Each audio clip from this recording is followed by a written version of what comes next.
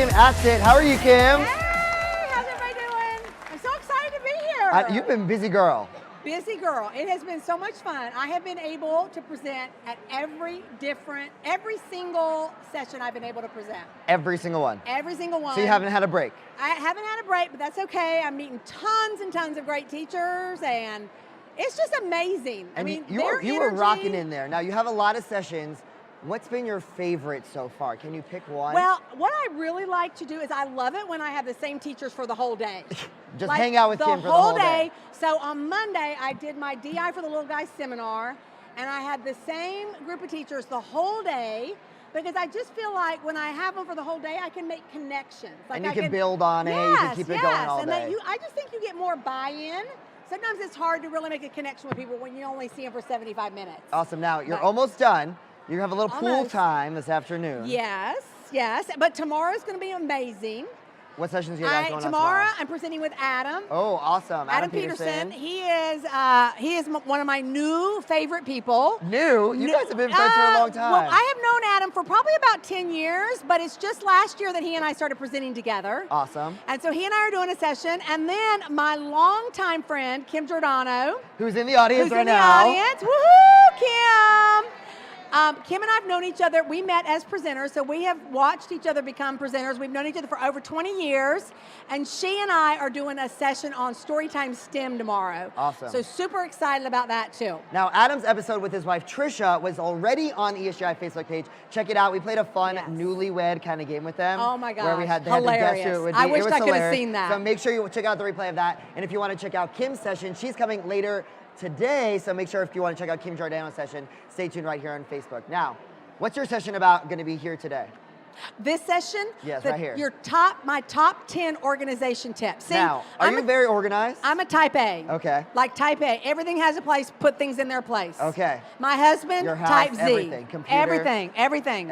Yes, that's why I freaked out when I couldn't find it. I know. She couldn't find her session. She was going through all the folders. There was folders for this, folder for this. It's like an hour by hour folder, and she's like, wait, it's not in the right folder. I'm like, well, it's there somewhere. We'll find it. And you found it. Yeah, so we found it. It's good to be organized. Yes, now, we always play a game. This is year 3 that we've played a game. All right. So this one I have a little summer theme for you. Oh, I love summer. I know you like hanging out at the beach with your family. Favorite place you just on came the back, earth. correct, from the beach? Yes, but I'm going next week again. You're going back next week. It is my happy place. Can't keep you away from the beach. No. So we're going to play a game of catchphrase with beach terms. All right. So you're going to have 1 minute. We're going to put it up on the clock, and I'm going to list up as many as I can, and you have to guess what they are, okay, in that time. But I can't say the actual word. So you have to guess what I'm saying. Well, I have to guess what word you're talking about. Exactly. Okay, I can do this. Yes. All right, we got a minute on the clock. Here we go. This is in the ocean. Fish, water. No, it's what the water does. Waves. Yes. This you would put in the sand if you want to block the sun out. An umbrella. Yes. This is a bathing suit. It's 2 pieces. Bikini. Yes. This people are in it and they Boat, stand on raft. it. No, in the water. Surfboard. Yes. You put this on if you don't want to get burnt. Sunscreen. Yes. You lay in this in the sand. Lay out a beach chair? Yes. You can go to the snack shop and eat this. You lick it. Oh, ice cream. Yep. You wear this to protect your eyes from the sun. Sunglasses. Ooh, you're nailing it. This is what the floor of the beach is. Sand. Yes.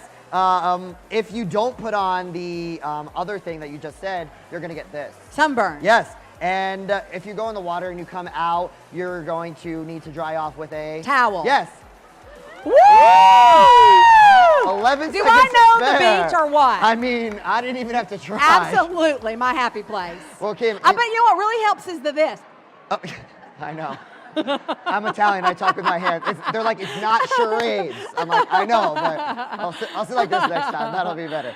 All right, Kim, you're going to talk all about organization tips. The teachers are ready, but I know you love using ESGI in your classroom. Absolutely. Hey, guys.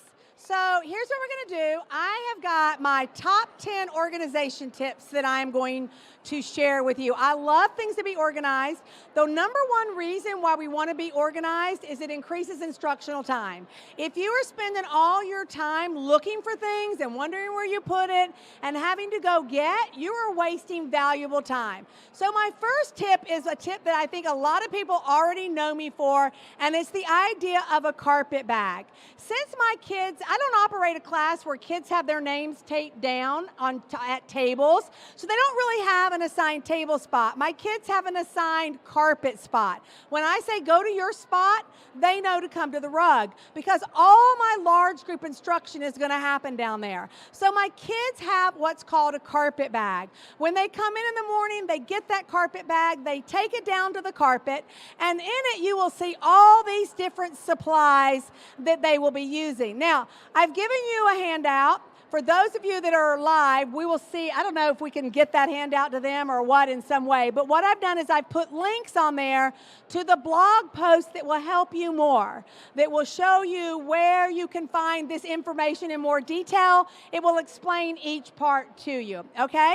Now, I'm not going to lie, sometimes it does look like this on the rug. And since I'm a super organized person, I'm not going to lie, this bothered me a lot. But I had to kind of learn to put on my blinders and look the other way. Because the purpose for organization is to improve instruction, not to look good, right? We're not worried about it looking good. So if I was getting too worried about that and worried about having them put them up all the time so that it didn't look bad, then I'm back to that bad thing about wasting instructional time. So I've learned to just let that go and just not look at it. And then all else is going to be fine. The second strategy is label it. Guys, label everything in your room.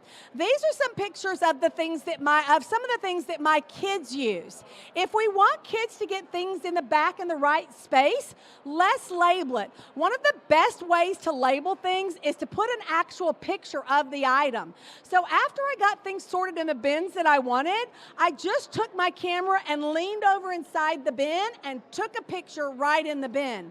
Then I could take that and insert it right into that frame that I'm going to use to put the name of the item there.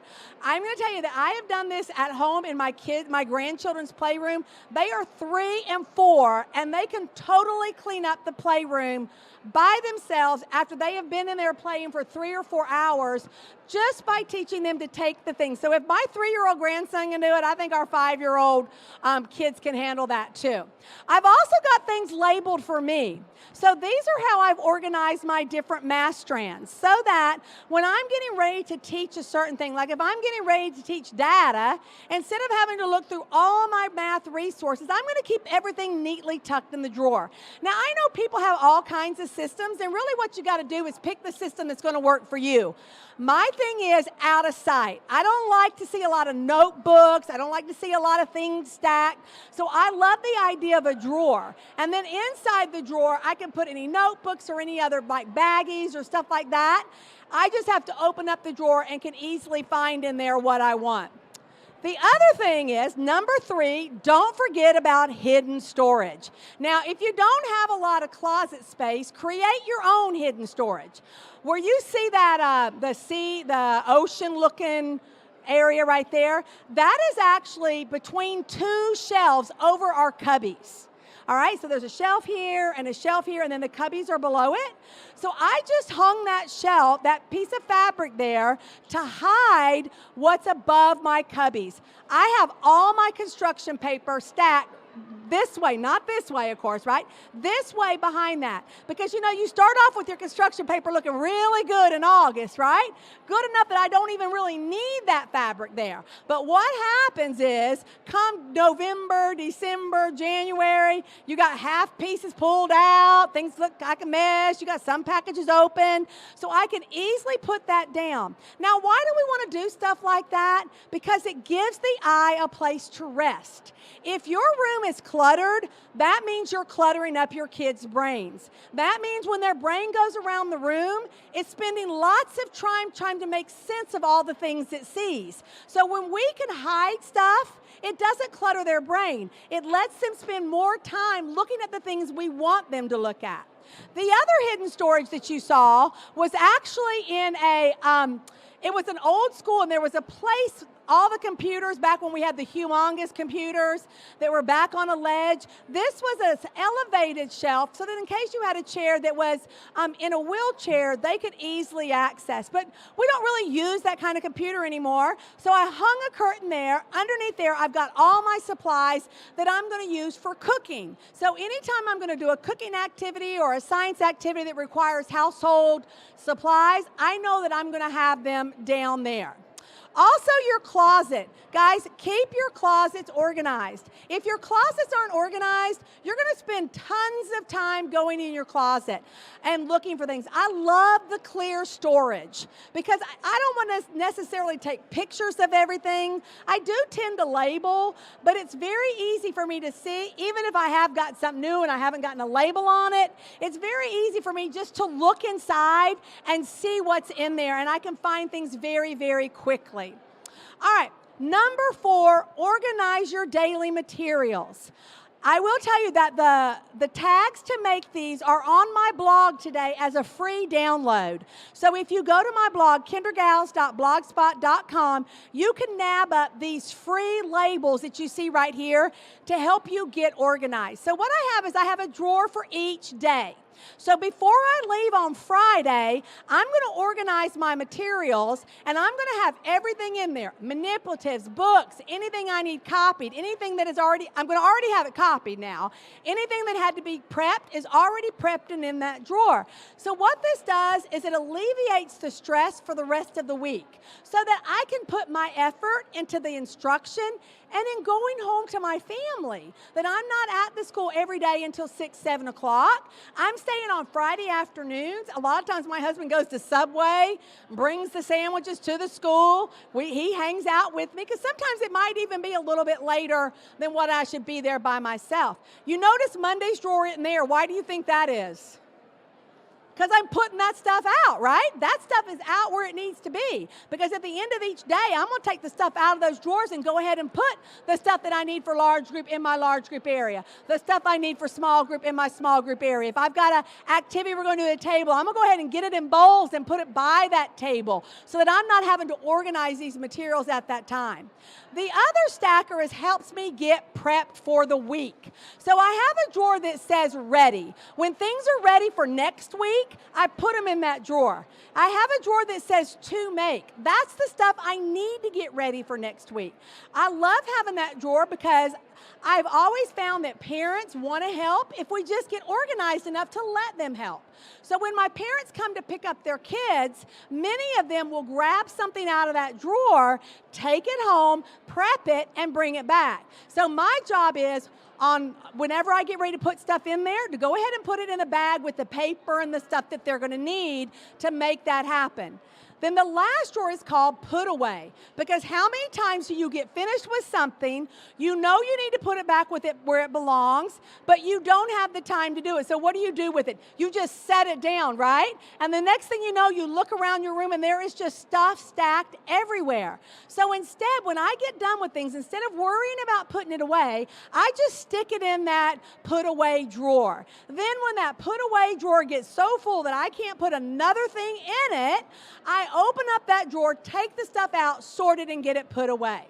All right, number 5, repurpose items. Think about the items that can help you get organized. I love placemats. And you can pick up placemats at all your favorite dollar stores, all those little like Fred's and Family Dollar and Dollar General and the Dollar Tree for really a very cheap price.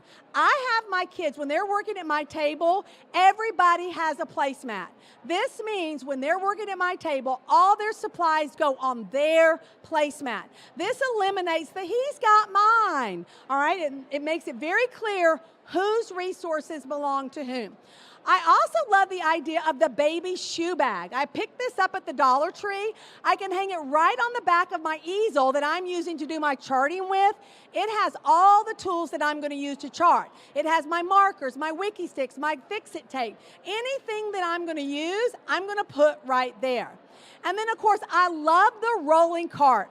This is a rolling laundry cart. I think that big books cause a nightmare for a lot of us because we have that piece of furniture that is useless, that you're supposed to put the big books in. You know what piece I'm talking about? How many of you have that piece? How many of you like that piece? I mean, it's a piece of, I took all the shelves out and made it into a cabinet. I mean, it did not work. This works perfect. It is the perfect size to hold big books. And then you can roll it around your room wherever it is you want to put those books. Number 6, have a panic shelf. Have a shelf in the front of the room that is going to keep you from panicking. All right, and what I mean by that is anything you're going to use in large group instruction, you want to put on that shelf. So anything with the calendar, anything with the daily news, anything that's to celebrate birthday, because how many of you remember it's a kid's birthday, right? You're going to put all that up there so that you're going to have it ready. Any books you're going to read that day, anything that you're going to use for transitions, your music, keep all that stuff on that shelf so you can grab it and not have to go look for things. All right, number 7, classroom library. I want you to really think about this, and I want you to go to my blog, and I want you to type in the search button, classroom library, because I took a really unique approach to classroom libraries, several years ago, in that instead of just having one library in my room, I actually created 5 different libraries. Because what I want to do is I want to teach my children, we pick different kinds of books for different reasons. Other words, if we want to know about dolphins, then we want a nonfiction book. So let's create a nonfiction section. Let's create a fiction section in case they want to read a story. Let's create a leveled section if they want to pick a section from a basket that they know, I'm going to know all the words in this book and it's going to be pretty easy for me to read. Create a favorite section. In other words, think about how you want your kids to use their library, not just to pick books, but to become a book lover and knowledgeable about different kinds of text and different kinds of books. All right, also be sure that you're labeling your books and that you're adding tags so the kids can get them back in. I love these fun little organizers for small items. I actually learned this from a guy. You can buy these like in Walmart, back in the back section where the spray paint is. They're perfect for putting little items in. Number 9, think about seating storage. We all need more storage. So how about in this day of flexible seating, we think of flexible seating that will increase our storage. I store all my units in Sterilite tubs. So when I bring in my new unit, instead of trying to have those tubs stacked up against a wall somewhere, I've made a couple seats from extra lids. I just take off the lid from where I store it. I put on the seating lid. I push these up to a table, and I have 3 of these around a small table where kids can sit. I also like the paint buckets. You can pick these up at like home supply stores, like Home Depot, that kind of store. These are great for holding things like headphones, so that the kids can just go snap the lid off and get the headphones out themselves without them waiting on you. And then number 10 is label areas in your room. In my room, I've set it up where there are actually 5 zones. And what I do is, instead of having my children sit in one area all the time, here's your seat, find your seat, 180 days, same seat, go to your seat, find your seat. When kids say they're bored, they're bored. They've sat in that same place for 180 days. They are tired of that place. So instead what I do is I create 5 unique environments in the room. And each day they move to a different environment so that by the end of the week they have been in all 5 environments. This gives them new seating options. It gives them new manipulatives and new resources to use, but it also gives them just new things to look at so they're not always looking at the same thing. All right, on my blog today, I've put these pictures in case you want to go back and look at them again.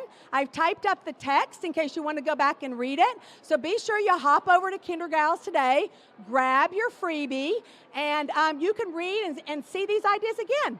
Thank you very much. Appreciate y'all coming.